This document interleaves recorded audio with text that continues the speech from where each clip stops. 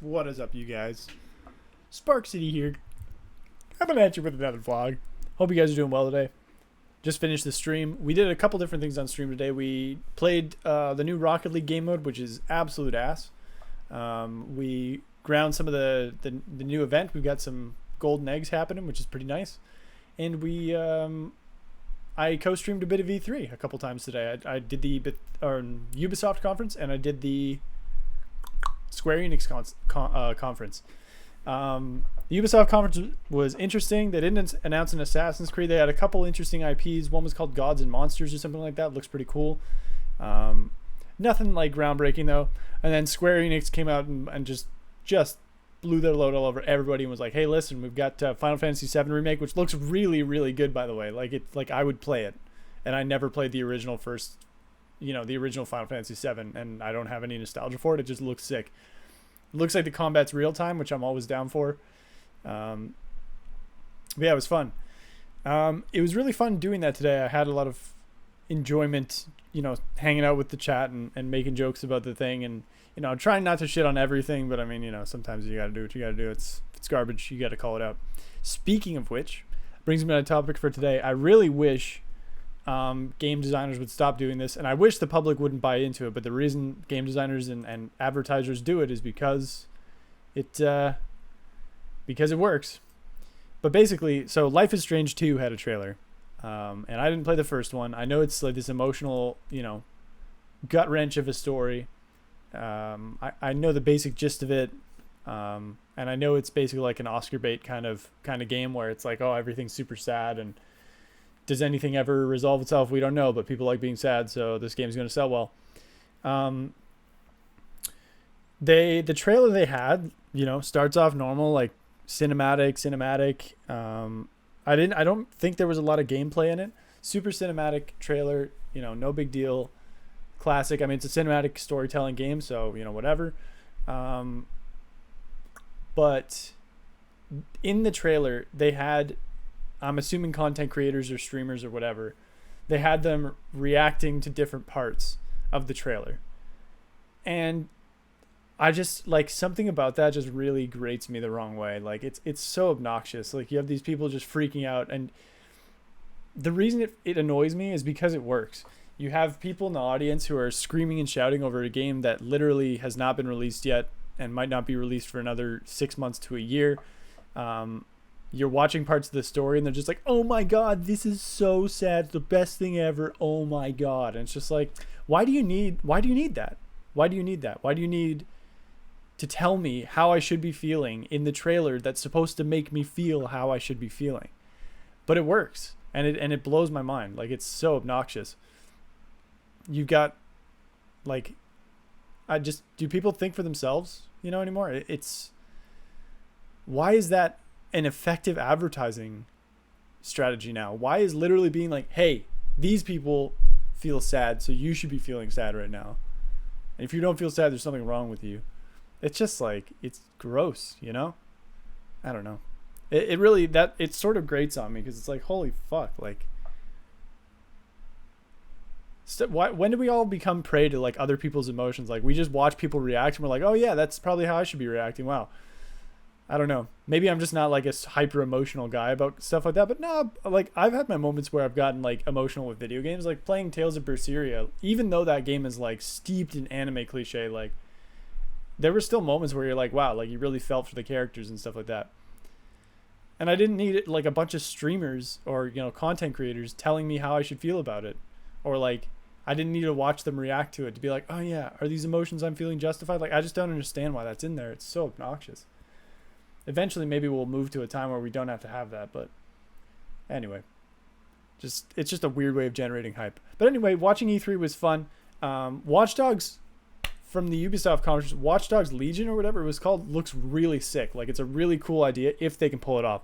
I know, like, oh my God, it's Watch Dogs and it's garbage, and it was like GTA if GTA had like a monkey as a creative director, but like, it just seems really legit. Like, it's a really cool idea. It's very ambitious in scope, which the original Watch Dogs was supposed to be as well, but they didn't quite pull it off. So if they can pull it off, I think Watch Dogs Legion is going to be a sick game. Will they pull it off? We'll see. Other titles I'm excited for. Final Fantasy VII Remake was cool. Watch Dogs Legion looks like it's going to be neat. I don't give a shit about Tom Clancy's Ghost Recon again. I don't give a shit about Division. Division 2, whatever they're releasing. Most of the JRPGs, then Square Enix's thing, I'm not really. They're releasing some DLC for Kingdom Hearts 3 if anybody's into that. And they are releasing a couple of Japanese exclusive JRPGs and then uploading them. And I think they are remastering Final Fantasy VIII as well. Yeah, nothing major in that conference that made me like, super duper excited.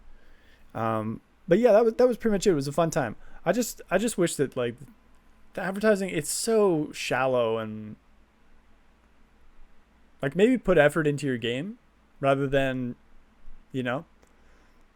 word of mouth is still the most powerful advertising you can have. So maybe if you made a good game, I don't know. Again, I don't know how advertising works. I'm not like really savvy with that world. So maybe this is just what you do. You ship product on the first day and then you can just say whatever, fuck it. But anyway, enough about that. Tomorrow is Tuesday, so I'll be playing Rocket League, of course. I might start with Fortnite tomorrow. I started with Rocket League today because of the update. Oh yeah, I want to talk about the update. So the new game mode is called Ghost something or other. It's the Ghostbusters thing. Essentially, you drive around your car, you get a little proton pack power up, like a rumble power up every 7 seconds, and it lasts about 4, or 3 or 4. And you carry the ball into your opponent's containment zone, and if you can hold it there for 2 seconds, it explodes and you get points. Cool. There are a few things, iffy things with the game that I'm going to go over. They don't tell you certain things that are pretty crucial to playing the game properly, and it's stuff you figure out on your first or second go through, but it's still like it's stuff that you should really be detailing to your players. So the game mode is described as you use your proton pack, just the way I said. You use your proton pack, get the ball into the goal, hold it there for 2 seconds, and then it explodes and you get a goal. Most points win. But the issue is they don't really explain anything. So for example, if I am using my proton pack and carrying the ball, it zooms to the front of my car, which is fine. That's pretty obvious. But if somebody hits the ball while my proton thing is on, it shuts it off and it puts it on cooldown, which to me is really weird. But anyway, it's really hard to hit, so that doesn't come into play too much. But it is something that it's like, it would be nice to know that going into the game. Secondly, you cannot use your own proton pack to pull the ball out of your own net, which, that's pretty annoying, and you're going to wonder if it's bugged out the first bunch of times that you do it. But yeah, so that's another thing I wish they'd tell you, because again, that's like you have a game mode based around movement, and you have this tool that's the core way of moving the ball, and you don't tell me what the restrictions are on it. You don't tell me that, hey, you can't, there's situations where you can't use it to move the ball.